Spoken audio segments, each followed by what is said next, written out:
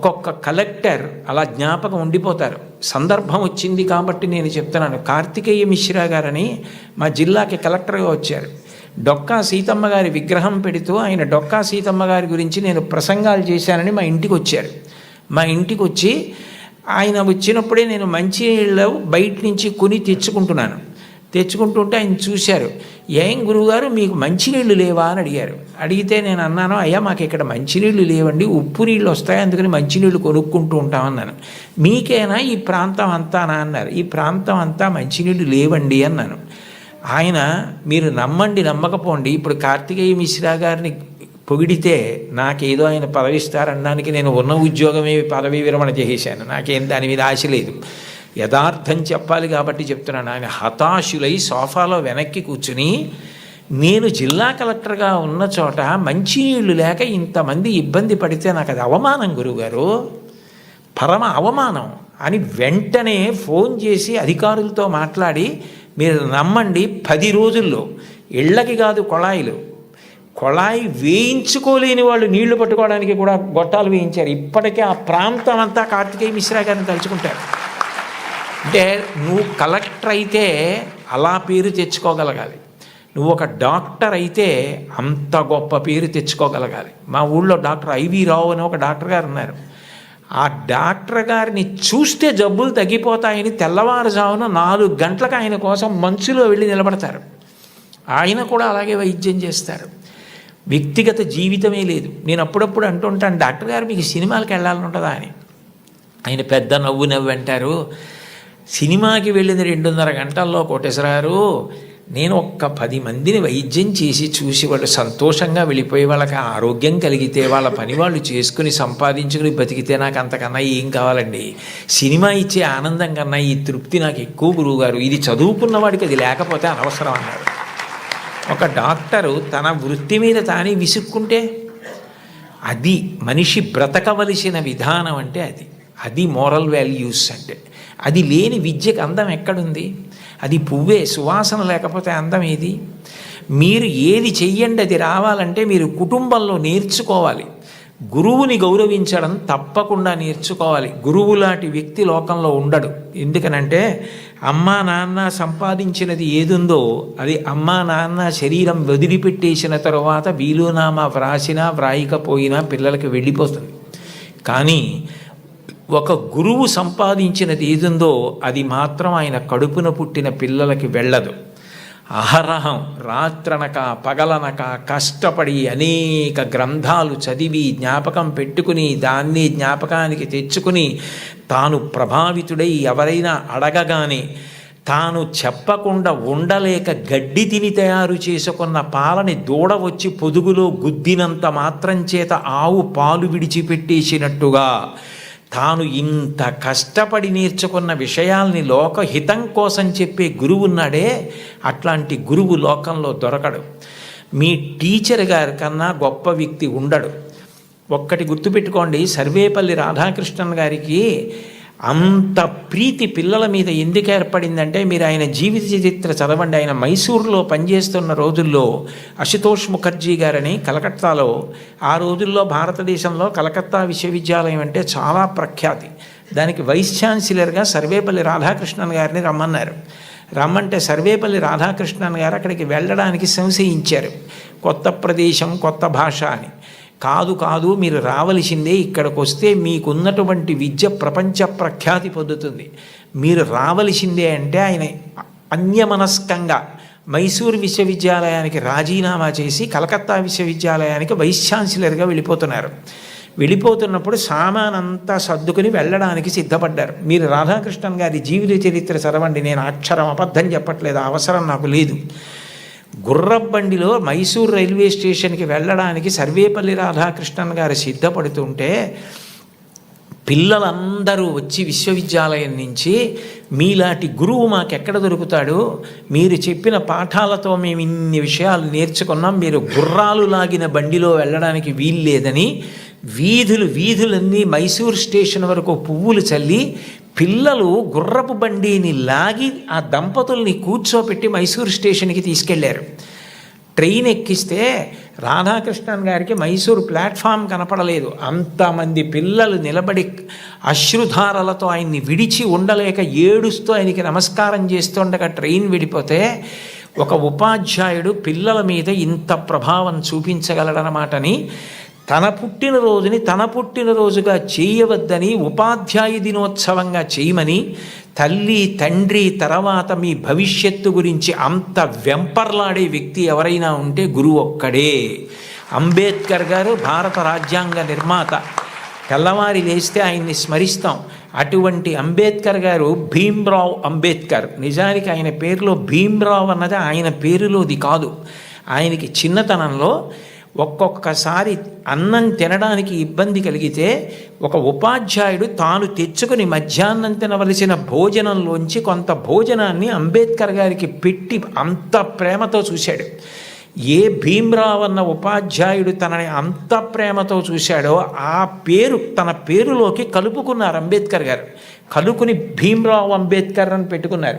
మీరు కావాలంటే ఈ విషయాలు ఏపీజే అబ్దుల్ కలాం గారు ఇండామిటబుల్ స్పిరిట్ అని ఓ పుస్తకంలో ఎన్ని అద్భుత విషయాలు రాశారో అందులో ఇది కూడా ఉటంకించారు ఒకసారి ఒక సభలో.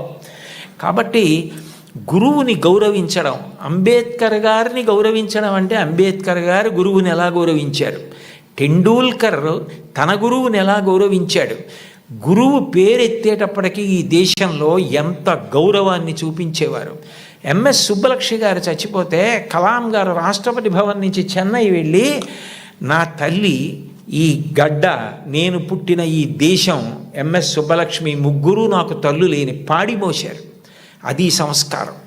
వాళ్ళు చరిత్రలో మిగిలిపోయారు మహితాత్ములై. అంటే నేను చెప్పేది గురువుని గౌరవించడం అన్న మాట అంత గొప్పది. కలాం గారు అంత గొప్పవారయ్యారు. అంత గొప్పవారై రాష్ట్రపతి పదవి విడిచిపెట్టేసిన తర్వాత తిన్నగా పిల్లలకి పాఠం చెప్పడానికి వెళ్ళిపోయారు. ఈ దేశం పిల్లల గురించి ఆయనకి ఎంత ఆర్తో, మహానుభావుడు చిట్ట చివర గుండెపోటు వస్తుంటే కూడా పిల్లలకి మాట్లాడుతూ ఒరిగిపోయారు. అంతటి మహానుభావుడు పుట్టిన గడ్డ. అటువంటి కలాం గారు తన జీవితంలో అంత గొప్పవాడవడానికి కారణం ఒక గురువు అని రాసుకున్నారు. చిన్నప్పుడు కలాం గారు పాఠం వింటుంటే విమానం గురించి పాఠం చెప్పారు. శివసుబ్రహ్మణ్య అయ్యర్ అని ఆయన పాఠం చెప్పి పిల్లలందరిని అడిగారు, అర్థమైందా అని అడిగారు. కలాం గారు లేచి నాకు అర్థం కాలేదు అన్నారు. గురువుగారి దగ్గర ధైర్యంగా ఉండాలి. మీ అమ్మగారెంతో, మీ నాన్నగారెంతో, మీ గురువుగారు అంతే. వాళ్ళ తర్వాత మీ గురించి అంత ప్రేమ చూపించేది ఆయనే. మీరు గొప్పవారై మీరు వృద్ధిలోకి వస్తే అంత సంతోషపడిపోయేది ఆయనే. ఆ గురువుగారు అర్థం కాలేదా అన్నారు. ఇంకో 2-3 పిల్లలు లేచి అర్థం కాలేదన్నారు. సరే, అందరూ పిల్లలు సాయంకాలం సముద్ర తీరానికి రండి అన్నారు. రామేశ్వరంలో ఆ రోజుల్లో చదువుకునేవారు చిన్నప్పుడు కలాం గారు. రామేశ్వరం సముద్రపుటుడు ఉంది. అందరూ సముద్రపుటుడికి వెడితే ఒక పక్షి ఎలా ఎగురుతుందో, గాలిలో ఎలా వెడుతుందో, తిరగవలసి వస్తే కంఠం తోకని ఆధారం చేసి ఎలా తిరుగుతుందో, ఎలా దిగుతుందో పక్షిని చూపిస్తూ పాఠం చెప్పారు.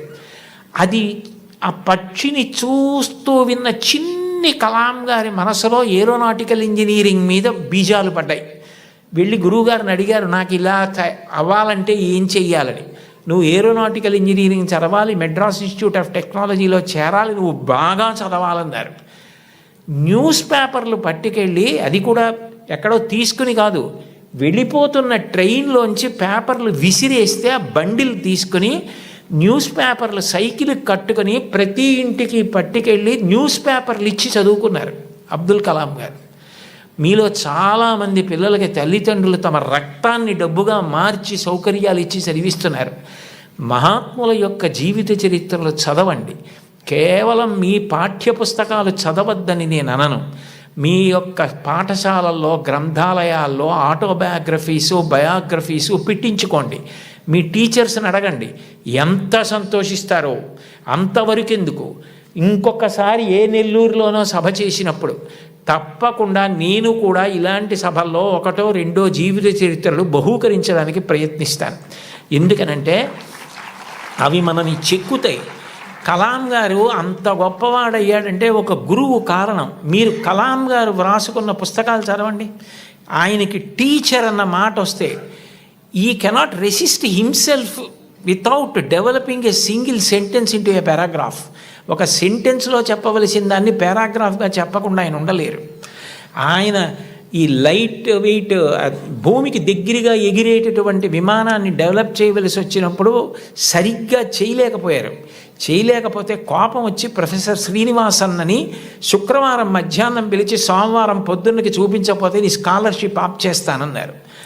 టిఫిన్ తినలేదు, స్నానం సరిగ్గా చేయలేదు, భోజనం ఏం చేశారో తెలియదు, రాత్రింబవళ్ళు వర్క్ చేశారు. సోమవారం పొద్దున్నే ఆ టెన్నిస్ ఆడుకుని ప్రొఫెసర్ శ్రీనివాసన్ వెళ్ళిపోతూ హాస్టల్ రూమ్లో కలాం ఏం చేస్తున్నాడని తొంగి చూశారు.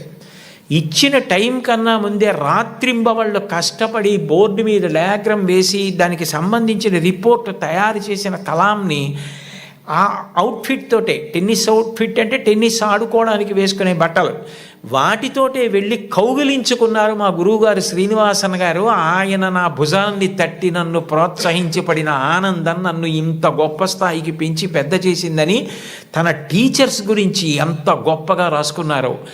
గురువుల్ని నింద చేయడం, గురువుల్ని విమర్శించడం, గురువుల్ని హాస్య వస్తువులుగా వాడుకోవడం ఈ జాతికి సిగ్గుచేటు. గురువు పేరు చెప్పేటప్పటికే నేల మీద పడిపోయారు.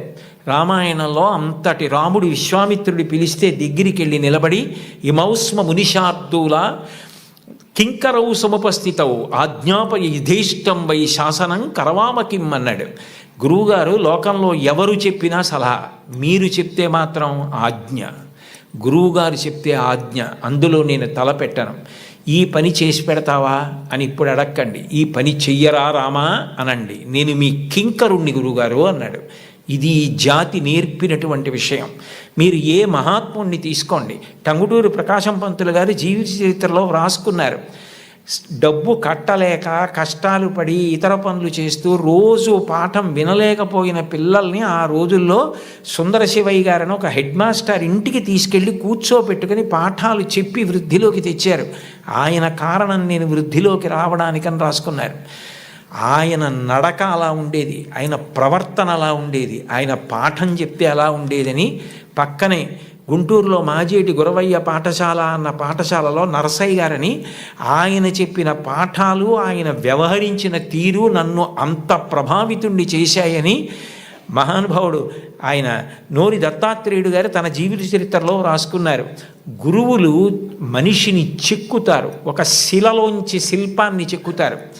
ఓ సరస్వతీదేవి విగ్రహాన్ని ఒక రాయి తీసుకొచ్చి చెక్కితే శిల్పి దాని మీద ఎక్కి కూర్చుని చెక్కుతాడు. కళ్ళు చెక్కేటప్పుడు చిట్ట చివర ఎంతో జాగ్రత్తగా చెక్కుతాడు. ఉలిని పెట్టి సుత్తి పెట్టి కొడతాడు. ఆఖరణ దానికి అధివాసాలు చేసి గుళ్ళోకి తీసుకొచ్చి ప్రతిష్ఠ చేస్తారు. ప్రతిష్ఠ చేసిన తర్వాత చెక్కిన శిల్పి కూడా నమస్కారం చేస్తాడు. ఆ శిల్పి చెక్కాడు కాబట్టి మన అందరి ఆర్తి తీర్చుకోవడానికి ఆ మూర్తి ముందు నిలబడి నమస్కరిస్తున్నాం. ఈ సమాజంలో గౌరవింపబడిన మహనీయులందరూ గురువులు చెక్కిన శిల్పాలే, అది వాళ్ళే వ్రాసుకున్నారు. గురువుని గౌరవించడం అన్నది అంత గొప్ప ఈ జాతిలో.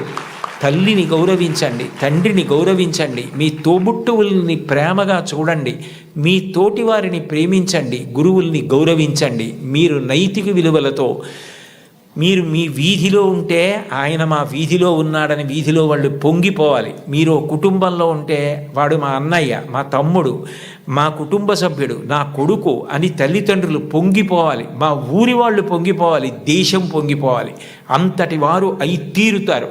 అందుకేనేమో వయసు రీత్యా, అనుభవం రీత్యా జీవితంలో ఎన్నో విషయాలు ఎన్ని వేల మందితోనో సమన్వయమైనటువంటి అంత అనుభవంతో, అంత ఆర్తితో మీ అందరూ వృద్ధిలోకి రావాలని, కేవలం చదువు కాదు దానితో పాటు మీకు నైతిక విలువలు అందాలని, మీరు మంచి పిల్లలని పేరు తెచ్చుకోవాలని ఎంతో తాపత్రయపడి ముఖ్యమంత్రి గారు నిజానికి నేను ఎక్కడో నెల్లూరులో ఉంటే నాకు ఫోన్ చేసి మీరు ఈ పని చేసి పెట్టాలి అని అడిగితే నేను ఎక్కువ ఆధ్యాత్మిక ప్రవచనాల మీద ఆసక్తి చూపిస్తాను. కానీ ఆయన అంత ఆర్తిగా అడిగినప్పుడు పిల్లల కోసం నేను చెయ్యగలిగినది చేసి పెడదామని తప్పకుండా చేస్తానండి అని వారిని గౌరవంగా కలిసినప్పుడు వారు నాకు మొట్టమొదట కోరినది ఏది అంటే కుటుంబ విలువల గురించి తప్పకుండా చెప్పండి కోటేశ్వరరావు గారు. ఇంట్లో తల్లిని, తండ్రిని, గురువుని, తోబుట్టువుల్ని గౌరవిస్తే పిల్లలు మంచి వాళ్ళు అవుతారు. పిల్లలు మంచి వాళ్ళైతే వాళ్ళు మంచి పేరు తెచ్చుకుంటే, వృద్ధిలోకి వస్తే, దురలవాట్లకి దూరంగా ఉంటే అంతకన్నా మీకు కానీ నాకు కానీ ఏం కావాలి? అందుకని ఇది మీరు చేసి పెట్టాలి అన్నారు. ఆ స్థాయిలో ఉన్న వ్యక్తి నిజానికి అంత బతిమాలి అడగక్కర్లేదు. అంటే ఆయనకి మీ మీద ఎంత తాపత్రయం ఉందో అర్థం చేసుకోండి. నిజానికి నేను ఈ పదవి ఏ గౌరవం కోసం కానీ, ఈ పదవి ఏదైనా ప్రయోజనం కోసం కానీ నేను స్వీకరించినది కాదు. ఒక రాష్ట్రాన్ని నడిపించే వ్యక్తి అంత తాపత్రయపడ్డారు. నేను దానికి ఏమాత్రమైనా ఉపయోగపడితే అంతకన్నా నాకు సంతోషమే ఉంటుంది.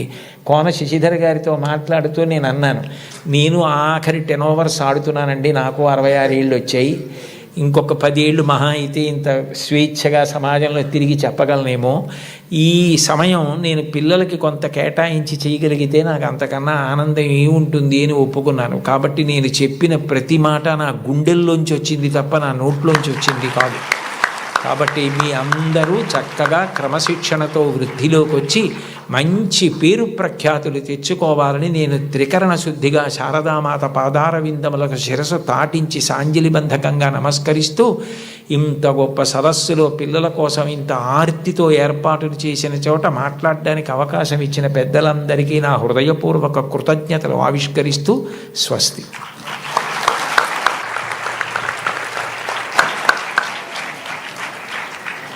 గురవే సర్వలోకానాం భిషజే భవరోగిణాం నిధయే సర్వ విద్యానాం దక్షిణామూర్తయే నమః. సాక్షాత్తు దక్షిణామూర్తిలాగా మరి ఇప్పటి వరకు మనందరికీ అనేక విలువలు బోధించినటువంటి గౌరవనీయులు బ్రహ్మశ్రీ వారికి ఒక్కసారి లేచి నిలబడి కరతాళధ్వలతో అభినందనలు, నమస్సులు తెలియచేసుకుందాం. వారు ఇంత చక్కటి ప్రసంగాన్ని, ఇంత మంచి విలువలను తరతరాల కోసం అందించినటువంటి ఈ చిన్నారులు ఖచ్చితంగా గుర్తుపెట్టుకొని ముందు తరాలకు అందిస్తారు. ఇది కేవలం ఇక్కడ ఉన్న విద్యార్థులకు మాత్రమే కాదు, ఎక్కడెక్కడో ఉన్నవారు కూడా దీన్ని విని పాటిస్తారని భావిస్తూ మీ అందరికీ ధన్యవాదాలు తెలియజేస్తూ దయచేసి కూర్చోవలసిందిగా కోరుతున్నాను. విలువలు లేని జీవితం కలువలు లేని కాసారం లాంటిది, అంటే కలువలు పూయని చెరువు లాంటిది. ఇది పిల్లల కోసం నేను చెప్తున్నాను. ఇక మరి ప్రస్తుతం ఒక మహా తుఫాన్ లాంటిది ఒక ప్రశ్న. ఏదైనా ఒక ప్రశ్న మనకు వస్తే ఖచ్చితంగా దానికి జవాబు వెతుక్కునే వరకు ఎదురు చూస్తూనే ఉంటాం. మరి అటువంటి ప్రశ్నోత్తరావళి ఇప్పుడు గౌరవనీయులు బ్రహ్మశ్రీ చాగంటి కోటేశ్వరరావు గారితో, అలాగే మరి గౌరవనీయ మంత్రివర్యులు ఇన్ఫర్మేషన్ టెక్నాలజీ మరియు మన మానవ వనరుల అభివృద్ధి శాఖ మంత్రులు గౌరవనీయులు శ్రీ నారా లోకేష్ గారితో పిల్లలు ప్రసంగించబోతూ ఉన్నారు. వారి ప్రశ్నలను వాళ్ళు ఇప్పుడు సంధించబోతూ ఉన్నారు. ఎంతమంది సిద్ధంగా ఉన్నారమ్మా ప్రశ్నలు అడగటానికి? ఎవరెవరు ఉన్నారు ఒక్కసారి చేతులు ఎత్తండి చూద్దాం. Very good. సరే, ప్రశ్నలు అయితే ఉన్నాయి, మీరు ముందే మాకు చెప్పారు. శ్రీమతి స్వర్ణ భారతి గారిని